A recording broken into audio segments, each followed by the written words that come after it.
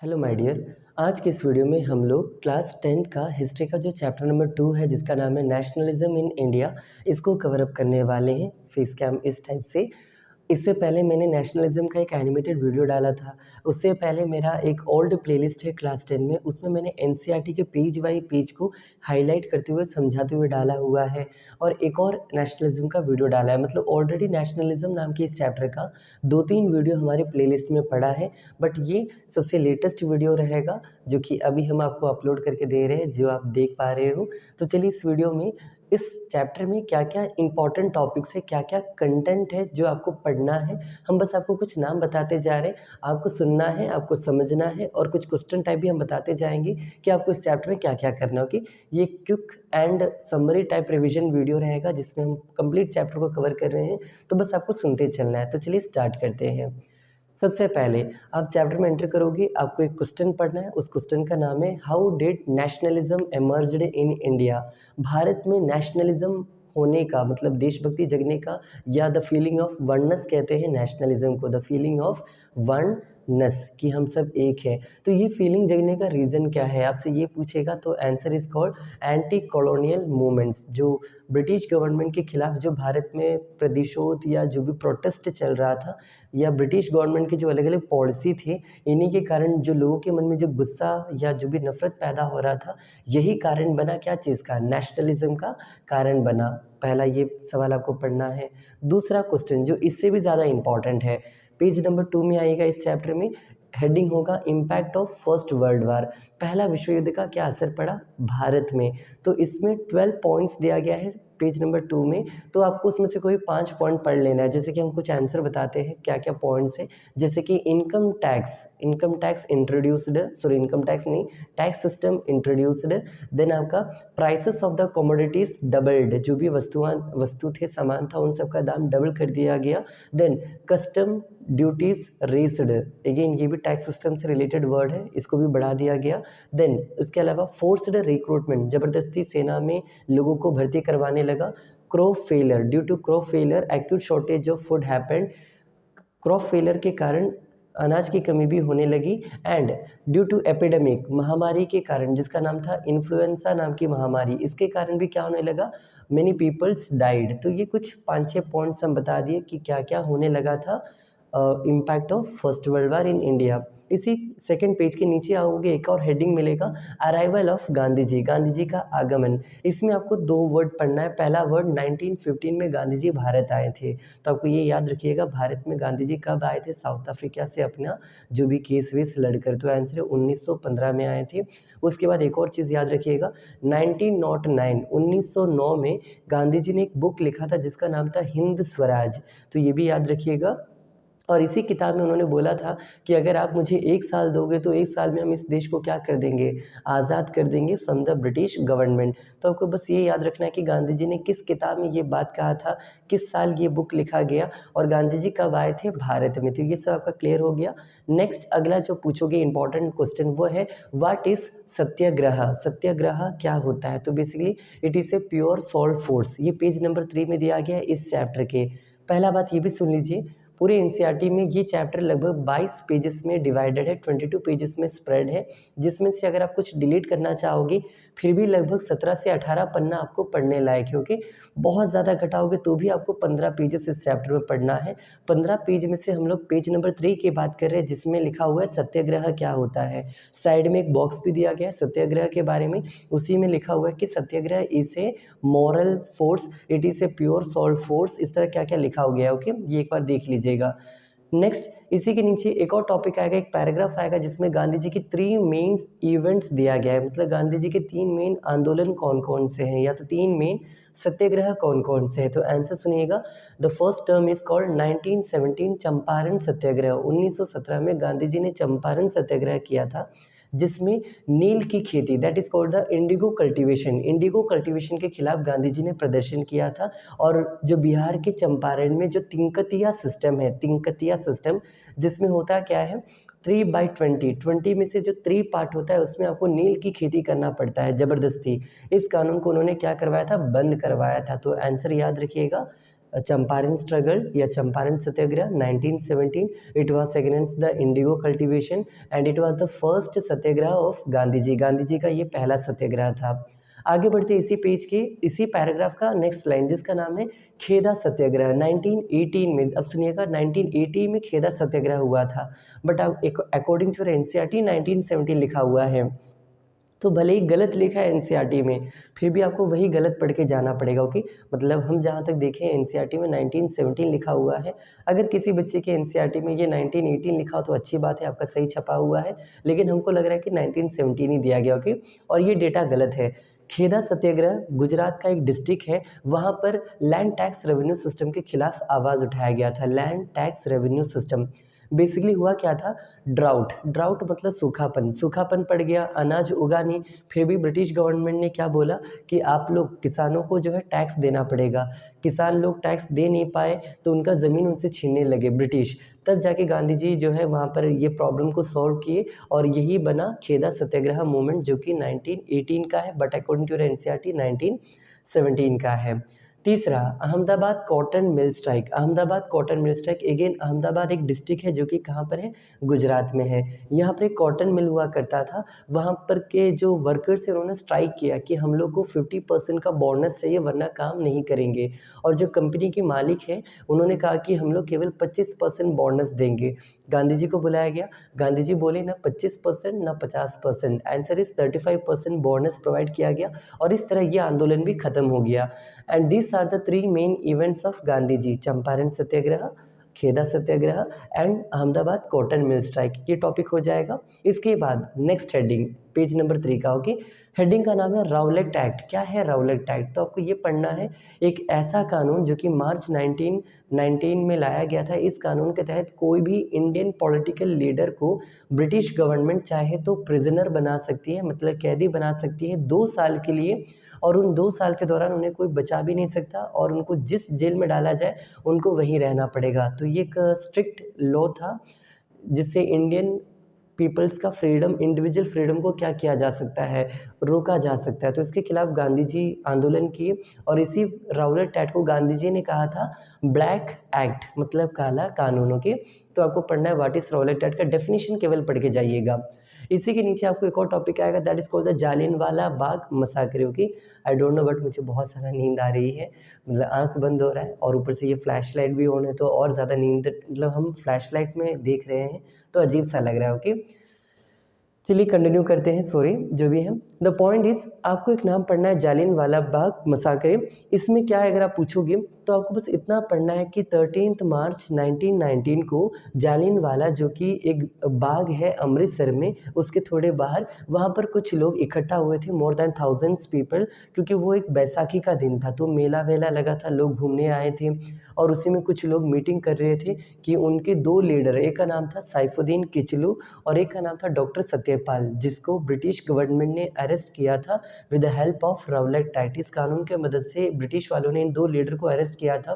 कुछ लोग चाहते थे कि वो लीडर को छोड़ दिया जाए, उसके लिए मीटिंग बुलाया गया था जालियनवाला बाग के अंदर और ये खबर जो है ब्रिटिश गवर्नमेंट को पता चल गया और वहाँ के जो इंचार्ज थे पुलिस थाना के, जिसका नाम था जनरल डायर, इन्होंने आकर ओपन फायरिंग किया जिसमें जो है बहुत सारे लोग मर गए और इसी इंसिडेंट का नाम है जालियनवाला बाग मसाकरे। ये है पेज नंबर 4 की स्टोरी। 3 खत्म होता है, 4 में हम बता रहे हो कि, और इसमें आपको 2 चीज़ और पढ़ना है, that is called the impact of Jallianwala Bagh. जैसे जालियनवाला बाग कांड हुआ, क्या इंडिया के लोग चुप रहेंगे, आंसर है नो। क्या इसके बाद जब इंडिया के लोग जब आवाज़ उठाएंगे, जब बिल्डिंग्स तोड़फोड़ करेंगे, तो क्या ब्रिटिश चुप रहेगा, अगेन आंसर है नो। तो आपको यही पढ़ना है कि आफ्टर जालियनवाला बाग के लोगों ने क्या क्या किया और आफ्टर लोगों के बाद ब्रिटिश गवर्नमेंट ने क्या क्या किया। तो जैसे कि ब्रिटिश गवर्नमेंट ने लोगों का नाक जो है ज़मीन पर रगड़ाया, उनको उल्टा पुल्टा किया, मतलब उनको मारा पीटा, फिर ये सब करने लगे। और लोगों ने क्या किया था, तो बिल्डिंग्स को तोड़ फोड़ करना स्टार्ट किया, कॉलेजेस को बंद करने का ट्राई किया, ब्रिटिश गवर्नमेंट के खिलाफ नारेबाजी किए। तो ये सब आपको टॉपिक पढ़ना है, ये कॉमन सेंस लगा के भी आप खुद से लिख सकते हो, कोई आपको एक्स्ट्रा बुक खोल के पढ़ने की ज़रूरत है नहीं। ओके, आगे बढ़ते हैं। जालियनवाला बाग के बाद जो आपका टॉपिक है that is called the Ottoman Empire, तुर्की की कहानी है। खिलाफत नाम का एक टॉपिक आता है, खिलाफत मूवमेंट। ये बेसिकली 1919 में हुआ था। इसमें क्या हुआ अगर आप पूछोगे तो फर्स्ट वर्ल्ड वार के अंत किस देश के अंत के साथ होता है, तो आंसर है ओटोमन एम्पायर। जैसे ओटोमन एम्पायर को हरा दिया जाता है ट्रीटी ऑफ सेवरस के तहत, ये आपको नहीं पढ़ना, हम अपने मन से बता रहे हैं।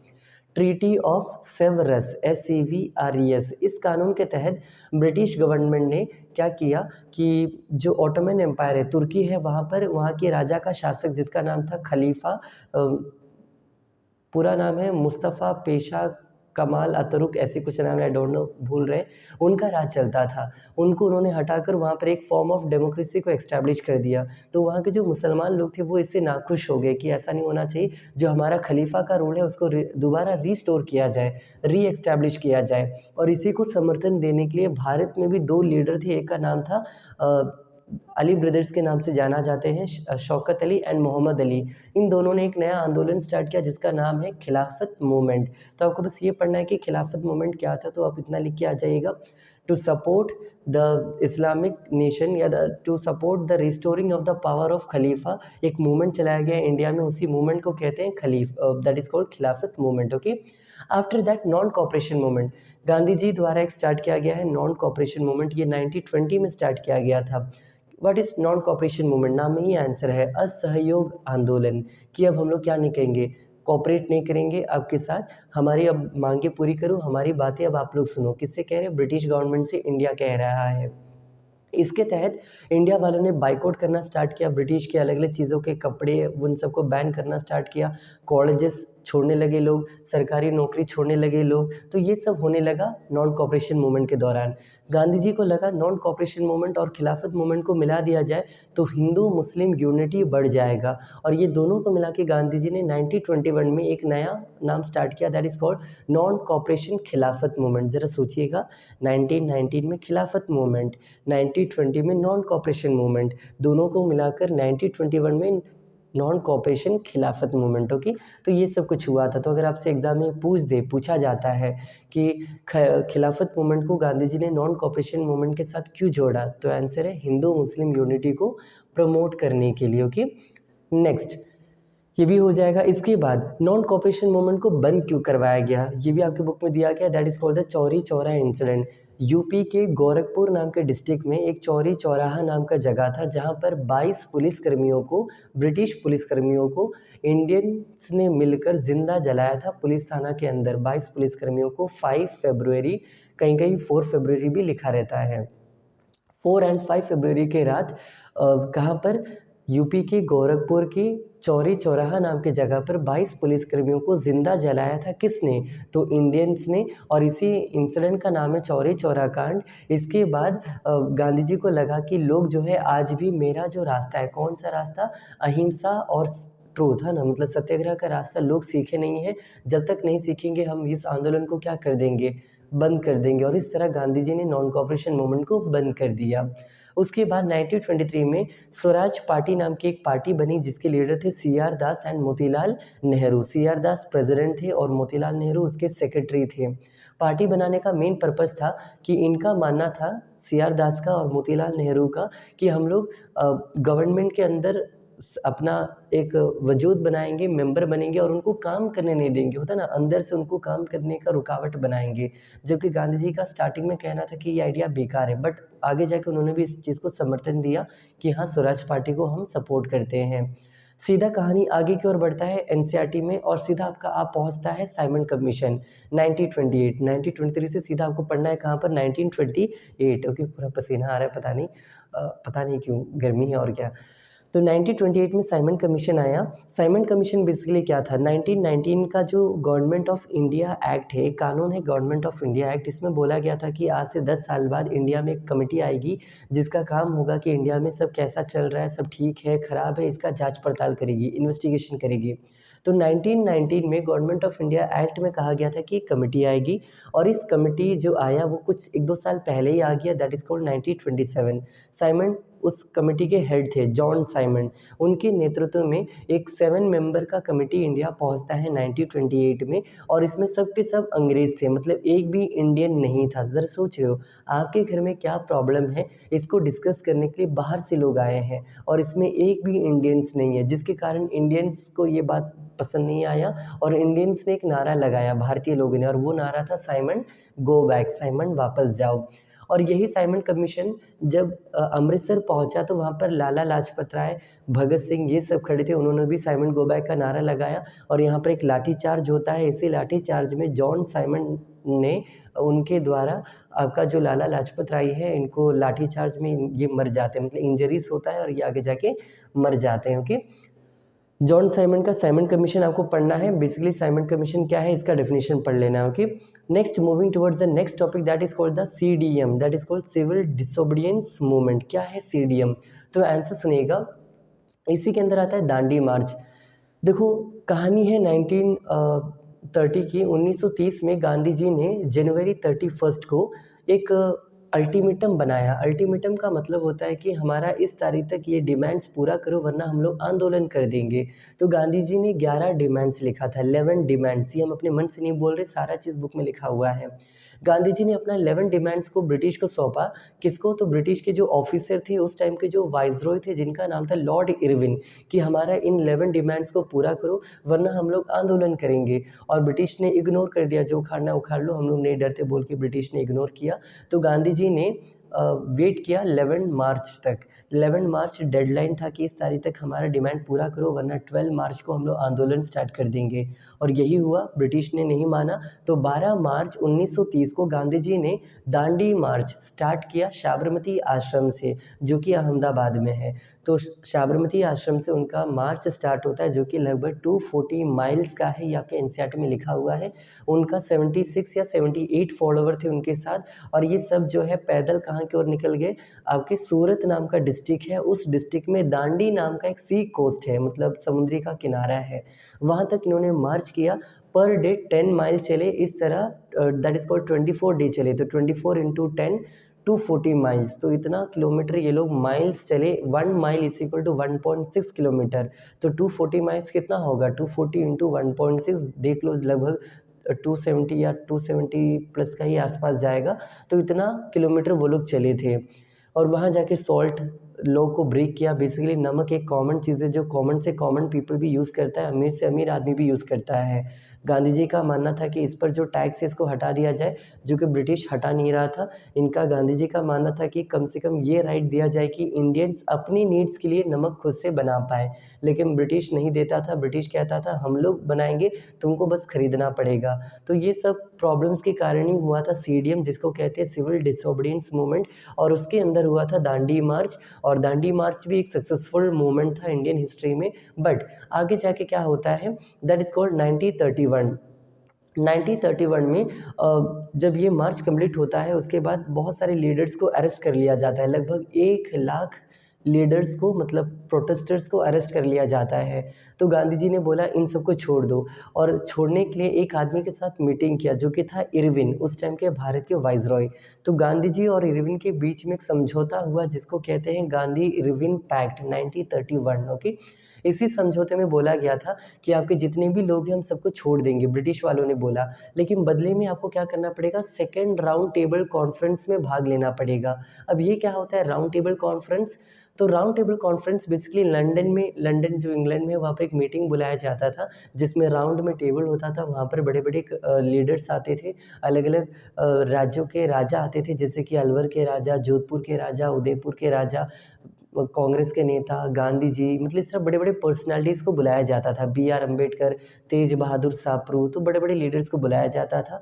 इसी मीटिंग में गांधी जी ने अगेन कुछ डिमांड्स रखा जो कि ब्रिटिश ने इग्नोर किया। तो वो जो है सेकेंड राउंड टेबल कॉन्फ्रेंस से वापस बाहर आकर इंडिया आकर दोबारा CDM को स्टार्ट कर दिया 1934 के आसपास। बट इस टाइम में 32 के आसपास, लेकिन इस बार लोगों ने उतना समर्थन नहीं दिया। ज़रा खुद सोचो ना, अगर आप कोई काम करते हो उसको छोड़ देते हो फिर दोबारा करते हो तो क्या लोग हमेशा आपको उतना ही सपोर्ट करेगा?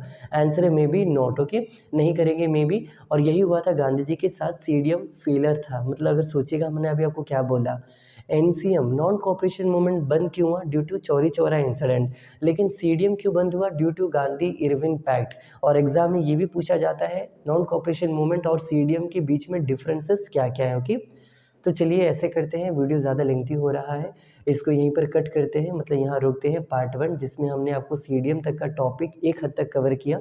सीडीएम से ही दोबारा पार्ट 2 में कवर करना स्टार्ट करेंगे और कहाँ तक जाएंगे? एंड तक जाएंगे। ओके, तो आई होप आपको ये चीज़ समझ आया होगा। ज़रा कोशिश करो मेरे वर्ड्स को सुनने का ध्यान से, क्योंकि कुछ चीज़ें सुन के ही बहुत अच्छे से आप समझ जाओगे। और हम ये जो एक्शंस यूज़ करते हैं, मे बी आपको ये ज़्यादा बोरिंग ना लगे। हम आपको एंगेज करना पसंद करते हैं कि आप हमसे एंगेज रहो, नॉट एंगेजमेंट, इट्स एंगेज, है ना? तो एंगेज रहो, कोशिश करो हमसे पढ़ने की। अगर आपको अच्छा लगे तो पढ़ो, कोई चीज़ जानना हो तो पूछो, और कुछ बताना हो तो वो भी बताओ। बस यही सब इस वीडियो के लिए इतना ही। जल्दी ही पार्ट 2 भी हम अपलोड करेंगे। Thank you.